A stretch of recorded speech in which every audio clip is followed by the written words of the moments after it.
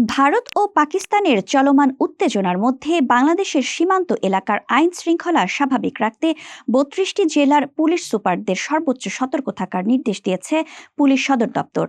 সীমান্ত দিয়ে সন্ত্রাসী, চোরাকারবারি বা অন্য কোনো অশুভ শক্তির অনুপ্রবেশ ঠেকাতে পুলিশকে বিশেষভাবে নজরদারি করতে বলা হয়েছে। পুলিশ কর্মকর্তারা জানিয়েছেন, সামাজিক যোগাযোগ মাধ্যমে গুজব বা উস্কানিমূলক পোস্টের মাধ্যমে কেউ যাতে আইন শৃঙ্খলা পরিস্থিতির অবনতি ঘটাতে না পারে সে বিষয়ে পুলিশের সাইবার ইউনিটগুলোকেও সতর্ক রাখা হয়েছে এবং নজরদারি জোরদার করা হয়েছে। দেশের ৮টি বিভাগের মধ্যে ৬টির ৩২টি জেলার মধ্যে ভারত ও মিয়ানমারের সীমান্ত রয়েছে। আইজিপি বাহারুল আলম জানিয়েছেন, ভারত পাকিস্তান সংঘাতের কারণে বাংলাদেশের নিরাপত্তা যাতে বিঘ্নিত না হয় সেজন্য সীমান্তবর্তী জেলার এসপিদের আগেই সতর্ক করা হয়েছে। সীমান্ত জেলাগুলোর পুলিশ সুপাররা জানিয়েছেন, পুলিশ সদর দপ্তরের নির্দেশনার পর সীমান্তবর্তী থানা পুলিশকে সতর্ক